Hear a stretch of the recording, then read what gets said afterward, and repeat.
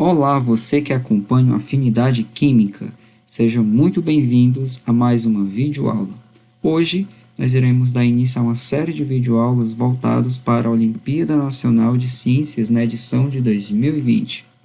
Eu sou o professor Sebastião Júnior e me acompanha nessa primeira videoaula, onde nós vamos ver como você vai ver como se preparar para a Olimpíada Nacional de Ciências. Vamos então. Inicialmente, o que é a Olimpíada Nacional de Ciências? Ela é a maior Olimpíada interdisciplinar de ciências do Brasil. Isso significa que ela não é uma disciplina, não é uma Olimpíada temática, como a Olimpíada de Física, de Matemática, de Química, mas ela engloba várias disciplinas.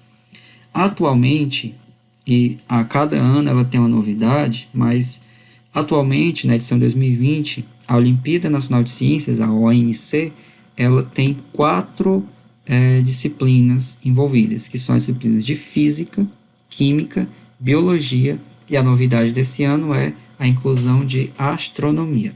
Então, bem interessante, porque ela é multidisciplinar, e ela envolve, então, várias áreas do conhecimento, como vocês podem ver, através dessas quatro disciplinas. Bem, nós vamos iniciar uma preparação agora, mas lembrando que nós estamos nos antecipando, porque a prova ela irá ocorrer, se não houver nenhum atraso, nenhuma prorrogação devido à atual pandemia, está previsto para ocorrer entre os dias 6 e 8 de agosto, e a execução da prova é na própria escola. Então, se você é do IFCE Campus de Itapipoca, então você já sabe que nós estamos nos programando para trazer essa prova para o Campus de Itapipoca nesse período aqui, que está previsto, então, a realização da primeira fase. As inscrições ocorrem entre os meses de junho e agosto. Como vocês podem ver, é um período bem longo de inscrição e a inscrição é feita pelo representante da escola, que no caso sou eu. Então, o que eu estou pedindo é que os alunos do IFCE Itapipoca se pré-inscrevam num link que eu já divulguei, mas eu vou novamente deixar o link aqui na descrição do vídeo. Então, se você não fez a sua pré-inscrição, se inscreva. Aí você diz, mas professor, está muito longe ainda, eu não preciso me preparar. Aí que você se engana, você tem que se preparar o quanto antes, não é verdade? Então, pré-inscreva-se para eu poder ver quem são os alunos que estão interessados em participar, eu já saiba quem são, e quando abrir as inscrições de verdade, eu já vou lá e faço a inscrição de vocês. Ou seja, não deixem para a última hora. E é muito importante você se inscrever logo também, você se pré-inscrever, para você já ficar motivado, já se sentir realmente desafiado a fazer a Olimpíada e começar a estudar, que é o mais importante. Lembrando, temos ainda um tempo bom pela frente, dá para você se preparar, e não esqueçam que são 4 conteúdos para vocês estudarem, então é necessário que vocês se programem. Por isso que nós estamos lançando essas aulas preparatórias, para que vocês possam então ter um tempo e como se prepararem. A prova ela se dá em 2 fases. A primeira fase, como já disse, é em agosto, na própria escola, e a segunda fase, que ocorre em setembro, ela se dá em polos regionais, polos estaduais. Então, nosso objetivo esse ano é aprovar estudantes para a segunda fase. Quando isso acontecer, que eu acredito que será possível, então nós nos prepararemos para a realização da segunda fase. Então, vamos nos preparar para que a gente consiga chegar na segunda fase, ok? Conto com vocês, conto com a participação de todos, e se Deus quiser, a gente chegar aqui, ó, na premiação nacional, que ocorrerá em outubro, onde haverá, em Brasília, né, onde haverá a premiação dos vencedores da Olimpíada Nacional de Ciências. Então, vamos juntos? Muito bem, a prova ela é uma prova bem simples, ela tem 15 questões objetivas de 4 itens, itens A, B, C e D. Então, aparentemente, ela é uma prova tranquila, uma prova simples, etc. Mas vocês vão ver que ela é uma prova desafiadora e que vocês precisam se preparar para esse tipo de prova. As questões são questões muito bem elaboradas, são questões bem contextualizadas e que cobram conteúdo específico. Então, você tem que estudar conteúdos específicos, mas, ao mesmo tempo, também estudar os conteúdos de modo contextualizado, porque a mesma questão de química, por exemplo, ela pode envolver com estudos de biologia, de física, etc. Tá? Essa nota de corte é o valor aproximado de questões que o aluno precisa acertar para passar para a segunda fase. Esse valor varia, porque ele faz uma média. Então, por exemplo, tem anos que a nota de corte é 7, é 8, é 9. Hoje ela está em torno de 10, mas isso depende, como eu disse para vocês, depende da série, né, do estudante, e depende também da prova em si. Por quê? Porque ele faz uma média entre a nota de todos os estudantes. Então, se a prova vier com questões mais difíceis, provavelmente essa nota de corte cai. Se a prova vier com questões mais fáceis, a nota de corte provavelmente tem que subir. Ou seja, vamos fixar aqui a nota de corte em 10, que é o valor que tem sido mais ou menos nos últimos anos, e vamos nos preparar então para isso. Ou seja, das 15 questões da prova, vocês já têm que se prepararem para resolverem 10. Isso é um número razoável, né? Vocês têm que acertar então aí o que? 66% da prova, 67%. Isso é interessante, tá? Isso é um valor bem razoável, né? Vocês, como eu disse, são questões bem contextualizadas, são questões desafiadoras, vocês realmente têm que se preparar para a prova, tá? Não dá para chegar e fazer uma boa prova se você não se preparar antes. O que mais? E quem pode fazer, né, a prova da ONC? Esse ano eles abriram a partir do 8º ano do ensino fundamental. Desculpa, aqui eu coloquei ensino médio, mas é ensino fundamental. Então, alunos do 8º, do 9º ano do fundamental, do 1º, do 2º, do 3º ano do ensino médio. Então, o foco que eu estou direcionando são os alunos do ensino técnico integrado, ou seja, são alunos do ensino médio. Porém, temos uma diferença no IFCE, que é o caso do ano letivo ser dividido em semestres, né? Então, existe uma equivalência que é feita entre os semestres e os anos do ensino médio. Na matriz atual, ou seja, as turmas novas, né? Eu não estou considerando as turmas antigas, mas eu vou já falar delas. Nas turmas novas do curso técnico integrado integral, que são as turmas de 6 semestres, nós temos química até o 5º semestre, não é isso? Então, aliás, eu estou considerando química, né? Aliás, eu estou considerando aqui por química, mas eu vou ter que ver conteúdo a conteúdo. Mas, em geral, o primeiro ano, o conteúdo do primeiro ano do ensino médio vai corresponder aos estudantes que estão no primeiro ou no 2º semestre. O conteúdo predominante, estou falando de química, é a minha área, é a química geral. O 2º ano do ensino médio corresponde aos estudantes que estão no 3º ou 4º semestre atualmente, tá? O conteúdo predominante é o conteúdo de físico-química. E os alunos do 3º ano são aqueles que estão do 5º semestre em diante. O conteúdo predominante é química orgânica. Na verdade, os conteúdos são acumulativos. Então, o 3º ano, ele pega o conteúdo de química geral, físico-química e química orgânica. Os alunos do 2º ano pegam conteúdo de química geral e físico-química. E os do 1º ano pegam conteúdos apenas de química geral. A gente vai ver na programação daqui a pouco.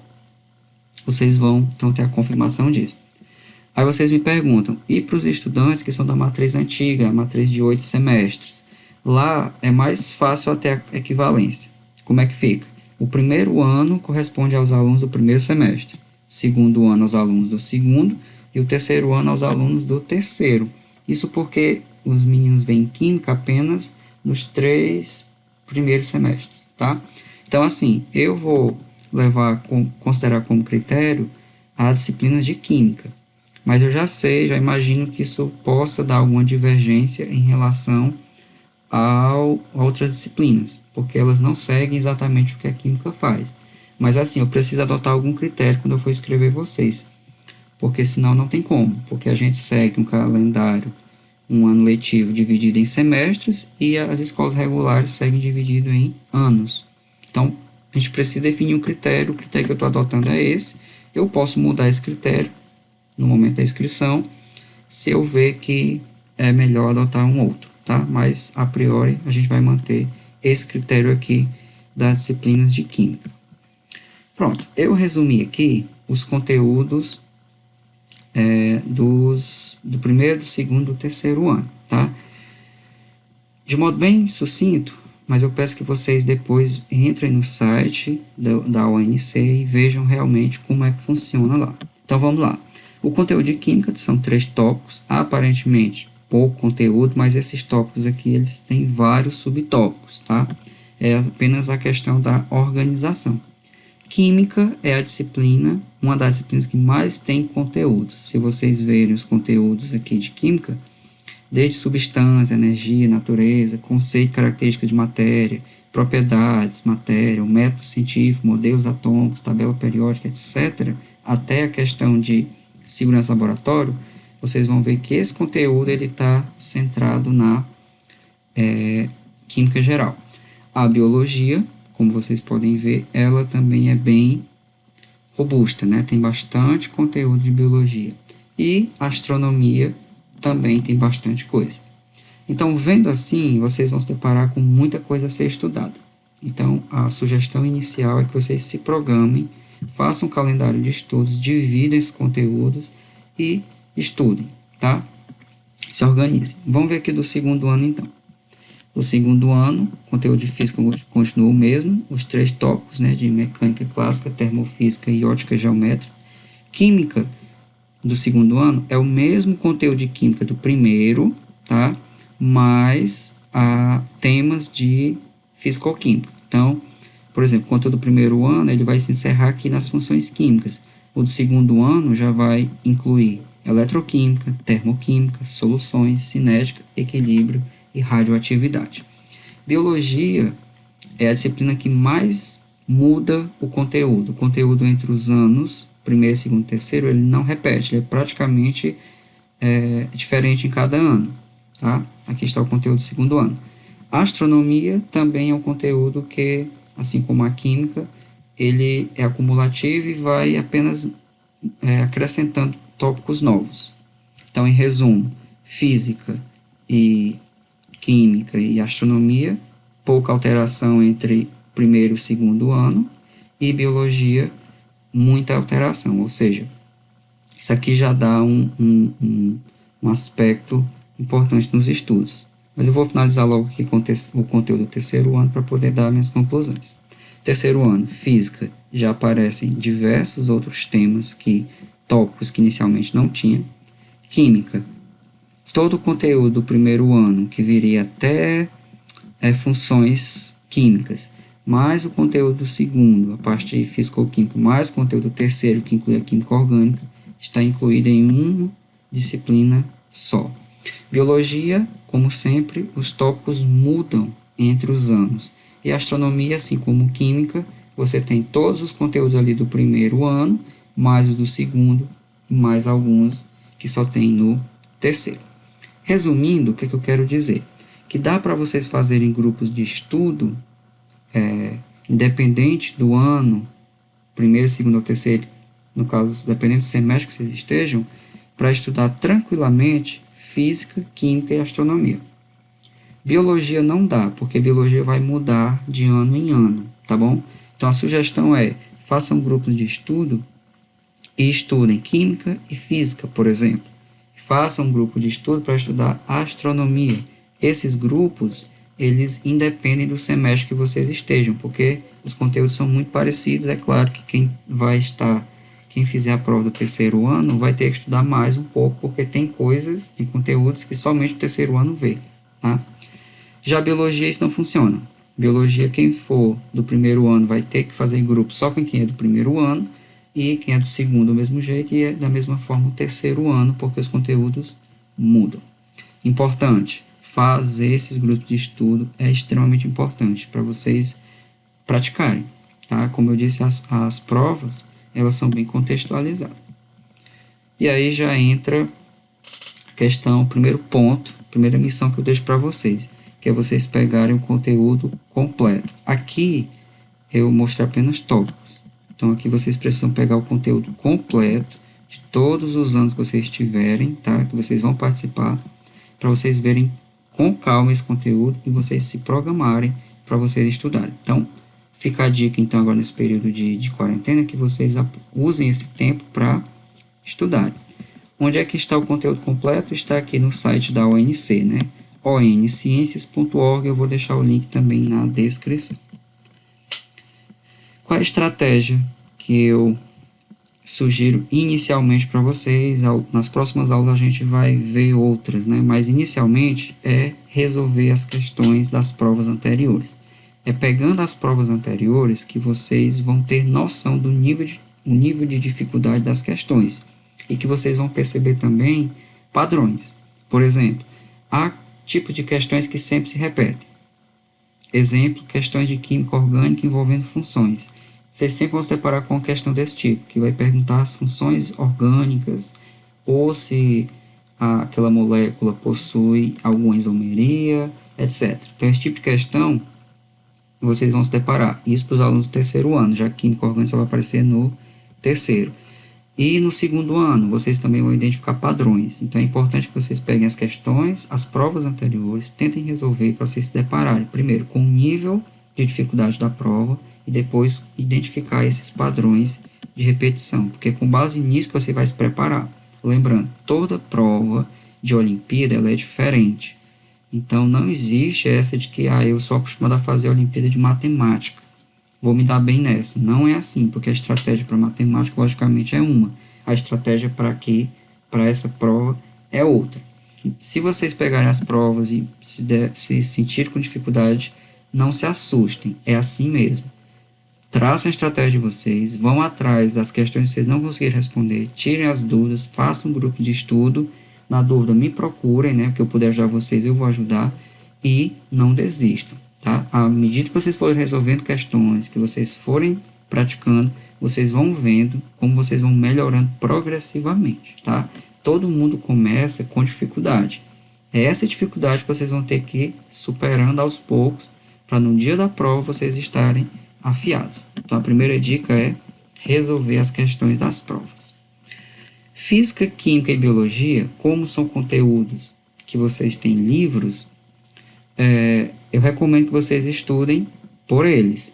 Claro que os livros podem não trazer tudo e eu acho que não vão trazer. Então, é importante vocês buscarem também sites, né, na internet e bons canais do YouTube. Eu não vou dar sugestões aqui, porque como tem muitos, vai depender também um pouco do gosto de vocês, da estratégia, da percepção de vocês, tá? Eu vou dar sugestões aqui no caso da astronomia, porque a astronomia, como é um conteúdo novo, não é tão fácil de achar. Então, eu deixo como sugestão aqui alguns sites muito bons, onde vocês vão encontrar o conteúdo praticamente inteiro para vocês estudarem. O site Astro, da Universidade Federal do Rio Grande do Sul, eu vou deixar todos esses links na descrição. E o site do Observatório da USP. Também, nesses dois sites tem muitas informações, eu acho que tem quase tudo lá, tá?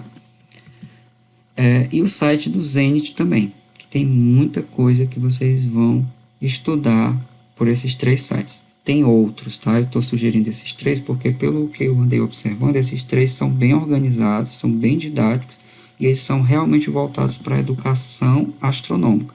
Existem muitos outros que são de curiosidades. Aí vocês vão ter que encontrá-los, né? Porque, como ele trata de curiosidade, notícias, eles não são voltados para o aprendizado. Esses três que eu citei são. E o bom e velho YouTube. Só tem um problema, né? Se você digitar astronomia hoje no YouTube, vai aparecer um monte de meme, tá? Esse meme do caixão tem uma ligação com astronomia. Eu não sei se é o nome da banda ou é o nome da música, mas esse meme aqui que viralizou nos últimos dias,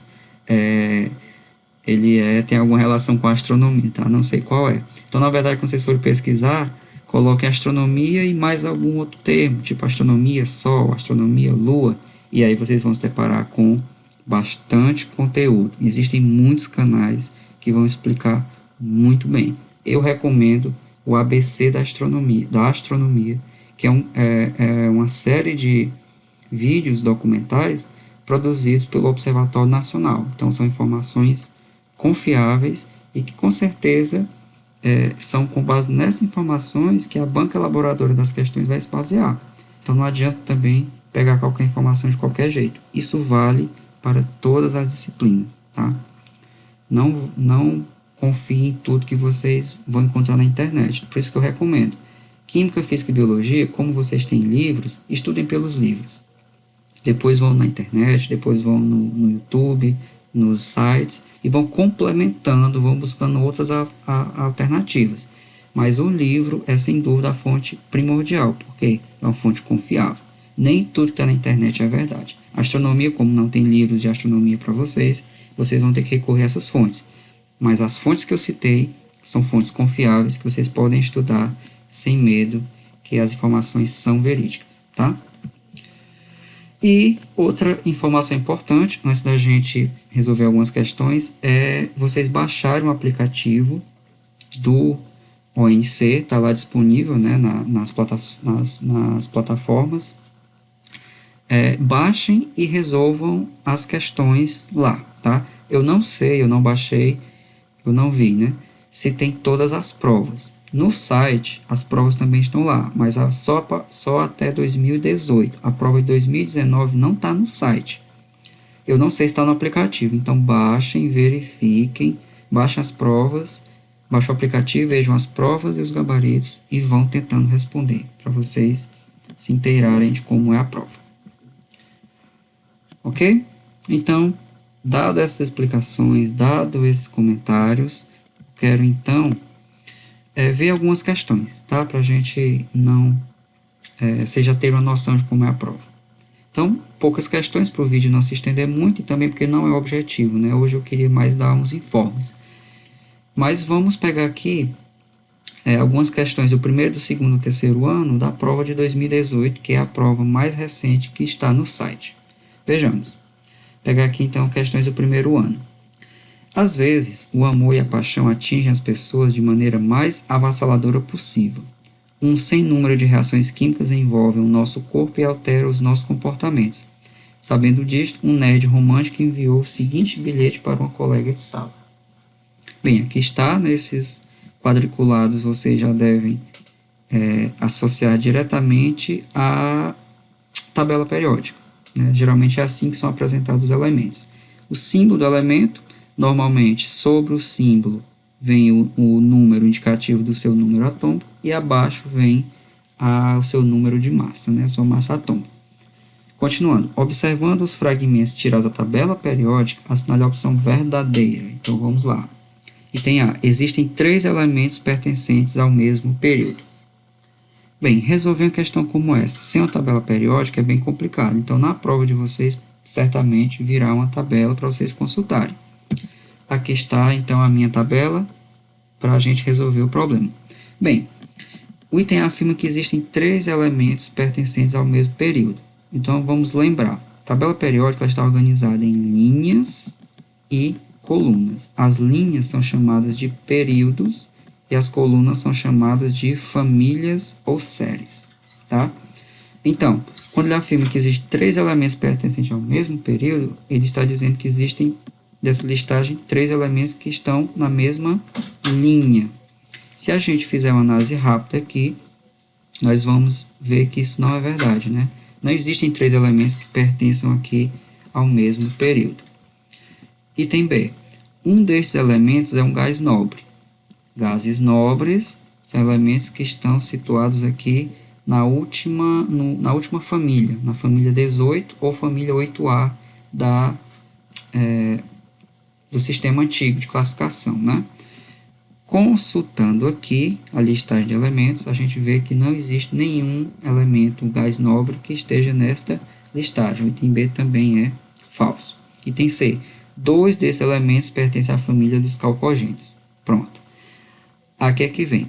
Algumas questões, elas mencionam termos, mencionam conceitos que vocês precisam saber. Calcogênio, nesse caso, essa questão é um deles, tá? Não dá para você deduzir, olhando a tabela, qual é a família dos calcogênios ou qual é a família dos gases nobres. Você vai ter que saber, tá? A família dos calcogênios é a família do oxigênio, tá? A família do oxigênio é a família dos calcogênios. A família do flúor é a família dos halogênios, a família do hélio é a família dos gases nobres, como eu já falei, e tem mais duas famílias que também são notáveis, que é a família do hidrogênio. Aliás, o hidrogênio ele não se encaixa na família, né? É a família dos metais alcalinos e a família dos alcalinos terrosos. Família do boro, do carbono, do nitrogênio não tem nomes específicos. Então, a gente chama apenas de família do boro, família do carbono, família do nitrogênio, tá? As outras possuem nomes específicos. Consultando aqui a listagem, comparando, a gente vê que isso é verdade. O item C é verdadeiro, né? Porque a gente tem o oxigênio e quem mais? E o telúrio, né? Oxigênio e telúrio pertencem à mesma família, né? Família, no caso, dos calcogênios, isso torna o item C verdadeiro. O item D, por que ele é falso? Né? Um desses elementos é um halogênio. Se a gente consultar, a gente vai ver que não tem nenhum elemento pertencente ao grupo aqui do flúor, que é o grupo do halogênio. Ok? Então, primeira questão respondida, vamos adiante. Questão também do primeiro ano. Paulo, um aluno de biologia de ensino médio, estava contando a seguinte história a seus colegas. Na semana passada, li em um jornal que era muito pior para mulheres grávidas ingerir peixes contaminados do que vegetais contaminados pela mesma substância. Como o aluno estava estudando conceitos de ecologia em aula, pediu que um de seus colegas explicasse o motivo pelo qual a reportagem estava correta. Qual das seguintes opções explica corretamente a velocidade da matéria? Vamos ver então. Item A. Os peixes, devido ao seu nicho ecológico, comem mais material radioativo do que é normalmente encontrado nas plantas. Bem, essa questão é uma questão de biologia e ela trata da questão da poluição, da contaminação no ecossistema. Basicamente, o questionamento é em torno da questão da ingestão de alimentos contaminados, onde se afirma que é pior ingerir peixes contaminados do que vegetais. Ora, se ingerir peixes contaminados é pior do que vegetais, só tem uma razão, pela mesma substância, logicamente, né? Só tem uma razão para isso. Os peixes possuem mais contaminantes daquela mesma substância do que os vegetais. Então, os itens eles vão tentar explicar isso. No caso, o item A justifica o fato dos peixes terem mais contaminantes do que as plantas, estando expostos ao mesmo ambiente contaminado, porque os peixes se alimentam, o ambiente do peixe, o nicho ecológico dele, é pior porque o peixe se alimenta das plantas que estão contaminadas. Bem, aqui não dá para comparar inicialmente porque o peixe está no ambiente aquático e as plantas, os vegetais normalmente falados, mencionados, são vegetais terrestres. Então, você está comparando nichos ecológicos distintos. Certamente a razão não é essa. Tá? Item B. Há um efeito chamado de magnificação trófica, que pode ser explicado pelo aumento na concentração de substâncias nocivas ao longo da cadeia alimentar, que torna pior o consumo de peixes para mulheres grávidas.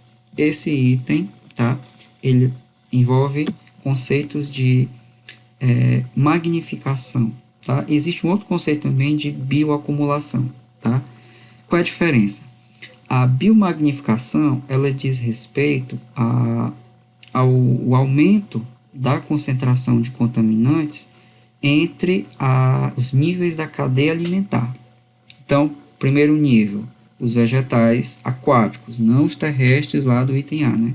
Vegetais aquáticos, por estarem numa lagoa contaminada, por exemplo, esses vegetais estão contaminados, e o peixe do primeiro nível, ao se alimentar dessas plantas contaminadas, né, acumula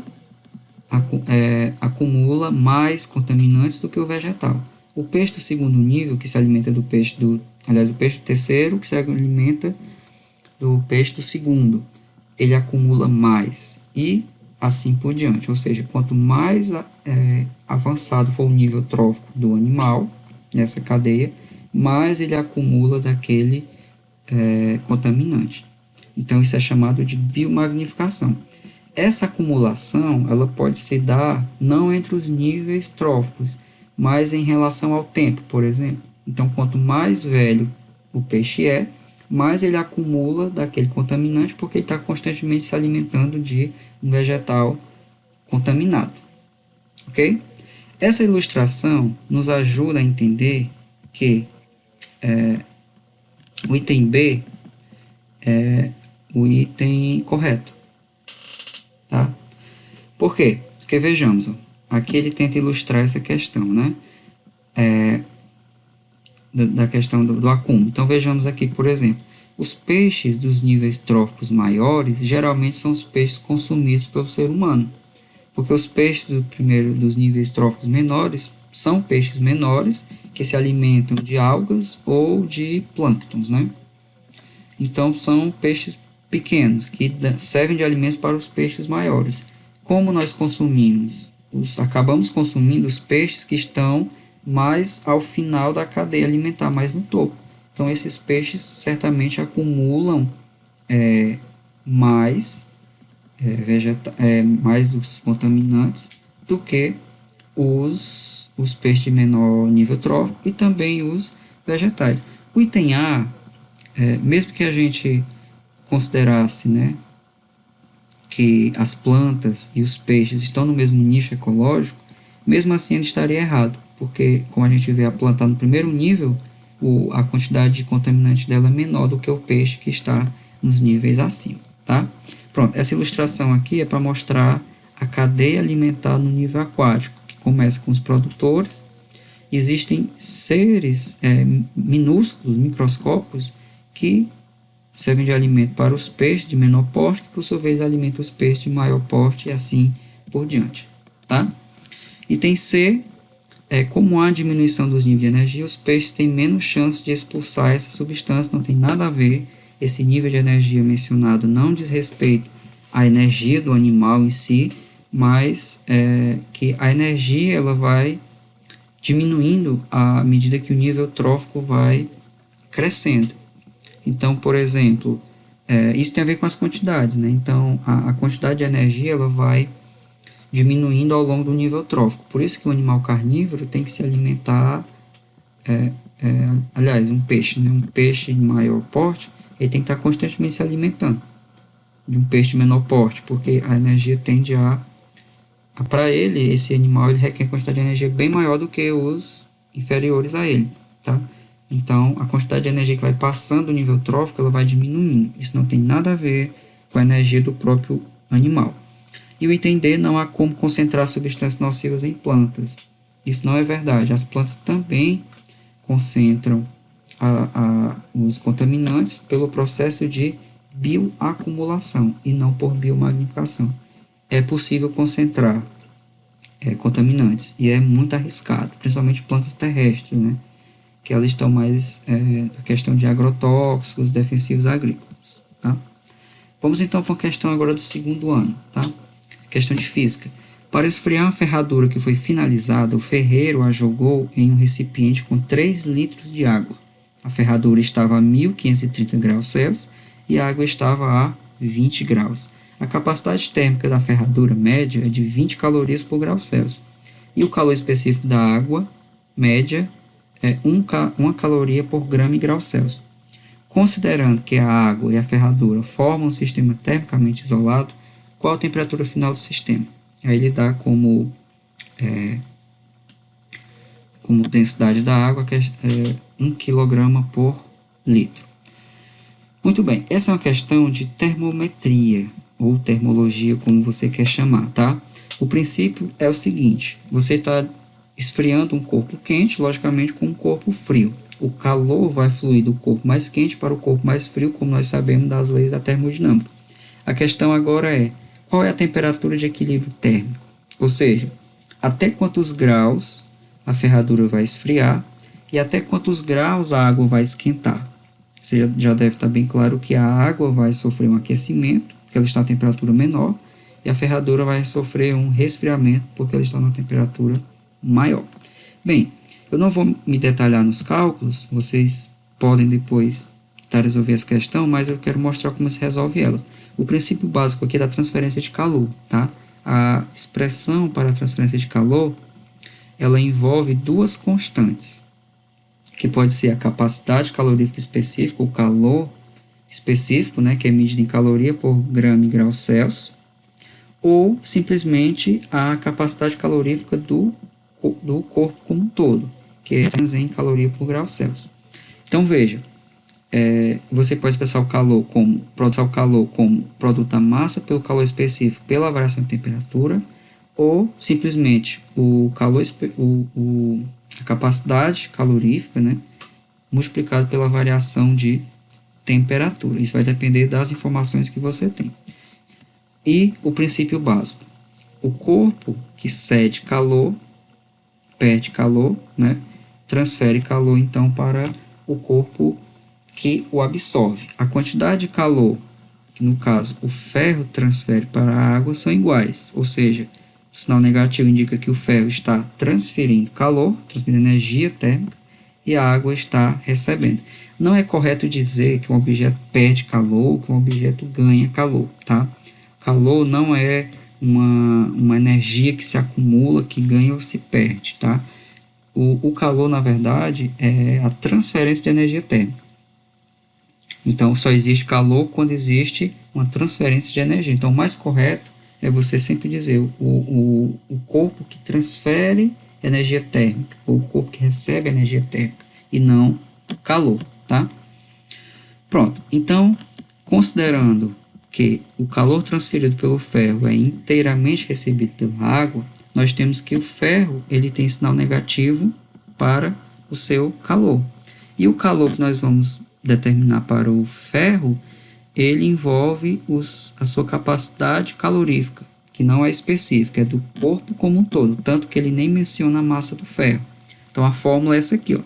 Menos Q é igual a menos C delta T. C vezes o ΔT, que nós sabemos que é a variação de temperatura. Temperatura final menos temperatura inicial, onde essa temperatura final é a temperatura do equilíbrio térmico. Então, substituindo, nós temos que menos Q é igual a menos 20, que é o calor, né, a capacidade calorífica, multiplicado por T2 menos 1530. Para a água, nós teremos que, então, a expressão não é a mesma do ferro. O calor expresso para a água ela vai ser o calor que é o produto entre a sua massa vezes o calor específico multiplicado pela variação de temperatura. Ou seja, M vezes C vezes T2 menos T1, onde T2 é a temperatura de equilíbrio e T1 é a temperatura inicial. Note como o calor medido para a água ele é positivo, isso porque a água está recebendo. Então, massa vezes calor específico. Qual é a massa, então? Foi dito que o recipiente com água contém 3 litros de água.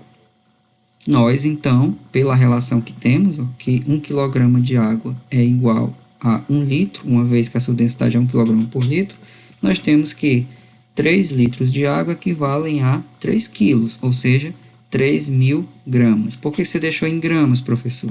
Porque todas as unidades aqui de calor estão associadas com grama. No caso, o calor específico da água está para grama, então é melhor deixar aqui em gramas. Então, 3.000 gramas vezes o calor específico da água, que é 1, vezes a variação de temperatura, nos dá essa expressão aqui. Como nós já vimos que o calor cedido do ferro é igual ao calor recebido pela água, essas duas expressões aqui, menos Q do ferro, é igual a Q da água. E você tem, então, que igualar as duas expressões. Ah, professor, esse cálculo está muito difícil. Não está. Quando você iguala isso a isso, porque menos Q igual a mais Q, você tem a expressão e você resolve simplesmente fazendo propriedades matemáticas, né, simples de distribuição e isolando a variável T2 e descobrindo que a temperatura de equilíbrio é 30 graus Celsius. Bem, acho que para finalizar, essa é a última questão. Acho que tem mais uma. Vejamos, dentre os vários avanços conquistados pela medicina e pelos laboratórios de produção de fármacos ao longo do último século XX, podemos citar a mudança de comportamento sexual dos seres humanos, a descoberta de contraceptivos orais de baixo custo e a produção de preservativos de uso confiável e menos incômodos, e também os estimulantes como o Viagra, que mudaram as maneiras como o ser humano passou a tratar a sua sexualidade. Bem, diversos temas envolvidos aqui, mas o foco da questão é a química, né? Se trata de sildenafila, ou simplesmente sildenafila, sildenafil, né, que é o nome comercial, é o nome para a principal substância ativa que compõe o medicamento Viagra. Sobre a cadeia carbônica que forma esta substância, podemos afirmar que, vamos às afirmações. A. Apesar do átomo apresenta átomo de nitrogênio em todos os anéis. Vamos ver se é verdade. Primeiro, o anel é uma estrutura cíclica, né? Que ela é fechada exatamente, daí o nome anel, né? Porque, ou seja, ela forma uma estrutura fechada, ela não é aberta, como por exemplo uma cadeia como essa, tá? Então, onde estão os anéis? Aqui, aqui, aqui e aqui. A afirmação é que todos têm átomos de nitrogênio. E ela não é verdadeira, porque existe esse anel aqui, que só possui átomos de carbono e hidrogênio. Como é que você sabe? Lembrando, cada traço desse corresponde às ligações e cada aresta dessa corresponde a um átomo de carbono, se não for indicado. Se for um outro elemento, você precisa indicar. Então, aqui nós temos, por exemplo, carbono, carbono, carbono, nitrogênio, carbono, nitrogênio. Então, aqui tem nitrogênio, aqui também tem, aqui, mas aqui não. Item A é falso. Item B, apresenta átomo de carbono assimétrico. Aqui já é o assunto de isomeria. Para o átomo de carbono ser assimétrico, é necessário que ele possua 4 ligantes distintos. Se a gente procurar, nós não iremos encontrar nenhum átomo de carbono que possua 4 ligantes distintos. Nós podemos encontrar até 3 ligantes, mas 4 não. Exemplo de um carbono com 3 ligantes distintos. Vamos ver, por exemplo, esse carbono aqui. Ó. Esse carbono ele está ligado a um átomo de nitrogênio por um lado, a um outro átomo de carbono aqui por esse lado, e a outro átomo de carbono que está ligado a um oxigênio. Então, se você ver, cada lado dele está ligado a um ligante distinto, mas são apenas 3. Eu precisaria ter 4 ligantes distintos para ter um carbono assimétrico. Item C. Apresenta somente anéis aromáticos. Outra discussão, outro tema para outra aula, né? Anéis aromáticos geralmente possuem ligações duplas, tá? Eles são ditos aromáticos exatamente por possuir as ligações duplas que possuem elétrons livres que favorecem, então, a transição eletrônica e isso caracteriza o sistema aromático. Então, se eu não tenho ligações duplas, eu não tenho um anel aromático. E onde é que eu tenho um anel sem ligação dupla? Bem aqui. Portanto, o item C também não é verdadeiro. Resta, então, o item D, que afirma que apresenta a função orgânica éter.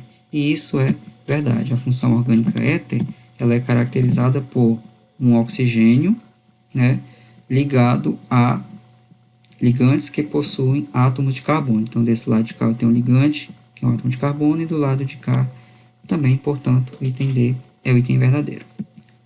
Tem mais uma? Tem a dos biocombustíveis, tá? Biocombustíveis são combustíveis de origem biológica não fóssil, como o etanol. É possível gerar combustível de várias plantas e algas. No Brasil, por exemplo, o etanol é largamente usado, sendo produzido a partir da cana-de-açúcar. O rendimento dos motores que usam esses combustíveis não ultrapassa 40%, e sua temperatura máxima fica por volta da metade da temperatura de fusão do metal que compõe os motores. Esses valores são similares ao que encontramos nos motores que usam combustível fóssil, ou seja, em termos de mecânica, em termos de rendimento, em termos de temperatura de operação, os motores de biocombustíveis são muito similares a motores de combustível fóssil, tanto que é possível combinar os dois tipos de combustíveis num único motor, que são os motores do tipo flex, que podem funcionar com gasolina e com álcool. Sobre esse contexto, identifica a proposição verdadeira. Item A. Duplicar o rendimento dos motores é uma saída possível e de curto prazo para o desenvolvimento sustentável. Isso não é verdade, tá? Do ponto de vista termodinâmico, os nossos motores hoje já estão digamos que no limite da eficiência. Se você comparar um motor hoje, um motor de combustão interna, com um motor de 20, 30 anos atrás, os nossos motores hoje são bem mais eficientes. Porém, eles não ultrapassam os 40, 50% de eficiência, que é o limite da eficiência de um motor dessa natureza. Portanto, dobrar a eficiência de um motor desse é algo termodinamicamente impossível, tá? Pelo menos com a nossa tecnologia hoje. Então, não é a saída. O rendimento do motor ele é limitado. Ele não pode ser aumentado indefinidamente. B. A utilização de áreas agrícolas para a produção de biocombustíveis não está interferindo na produção de alimentos no mundo. Falso. Existe um grande conflito atualmente, ético, né, ecológico, ambiental, etc., com relação a isso, porque áreas de pastagem, áreas de plantio estão tomando espaço para a produção de alimentos. E isso é um problema muito sério. Item C. Os motores que usam os biocombustíveis são motores térmicos que transformam até 40% da energia química perdida na combustão em energia térmica e o resto em trabalho, energia cinética. Isso também não é verdadeiro. Quando se fala que um rendimento é de 40%, na verdade esse rendimento, esse 40% é do total do calor liberado pelo motor, apenas 40% se transforma em energia útil, que no caso é trabalho. E não que 40% da queima do combustível, apenas 40% do calor liberado foi utilizado. Isso não é verdadeiro. Quando se fala em rendimento, você geralmente compara o trabalho relativamente ao todo calor produzido. Então, se você queimou o biocombustível, ele liberou 100% do calor possível. Daquele 100% do calor liberado, 40% virou movimento, energia cinética, que é o que realmente interessa, né, para fazer os motores se movimentarem. E item D, por exclusão, que é o item correto, mas vamos confirmar. Durante a produção de matéria-prima para os biocombustíveis, o consumo de CO2 na fotossíntese é ultrapassado pela produção de CO2 na respiração vegetal, nas queimadas e no uso de equipamentos agrícolas e de transporte. Isso é verdadeiro, tá? Fala-se muito que os biocombustíveis são combustíveis limpos, que não poluem. Isso também é uma falácia, isso não é verdade. Por quê? Eles poluem menos, esse é o fato. Biocombustível ele vai poluir menos porque ele é de origem vegetal. Então, parte do CO2 que ele libera na queima, esse CO2 é absorvido pelas plantas que compõem a própria matéria-prima do biocombustível. No caso, por exemplo, a cana-de-açúcar. Os canaviais absorvem parte do CO2 liberado na queima da própria cana-de-açúcar, do próprio álcool da cana-de-açúcar. Isso não acontece com os combustíveis fósseis, uma vez que eles não são absorvidos, o CO2 fica na atmosfera. Porém, dizer que não polui já é errado. Por quê? Porque você tem que colocar no cálculo não apenas o CO2 produzido na queima do combustível, mas também a produção dele, no transporte, né? E também na própria respiração vegetal, que também produz CO2. Sem falar das queimadas e o uso de equipamentos agrícolas. Então, quando se soma tudo isso, que também produz CO2, comparativamente ao CO2 que é absorvido pelas plantas, você vê que combustíveis, biocombustíveis também são poluentes. Agora, eles poluem, comparado aos combustíveis fósseis, eles poluem menos. O uso deles é incentivado, mas nós reconfirmamos que não é porque eles não poluem, é porque eles movimentam a economia de outra forma, é uma fonte que não está fadada ao esgotamento como os combustíveis fósseis e são menos poluentes, mas eles poluem sim. Então é isso, me despeço por aqui, espero que vocês tenham acompanhado, tenham gostado dessa primeira experiência, espero que eu também não tenha me estendido muito, mas assim, foi o primeiro contato. Aguardem os próximos vídeos, né? Enquanto isso, se organizem, se preparem, participem do nosso grupo de WhatsApp, busquem as informações e vejam todos os links que eu vou deixar aqui na descrição desse vídeo. Muito obrigado pela atenção de vocês, bons estudos e até a próxima.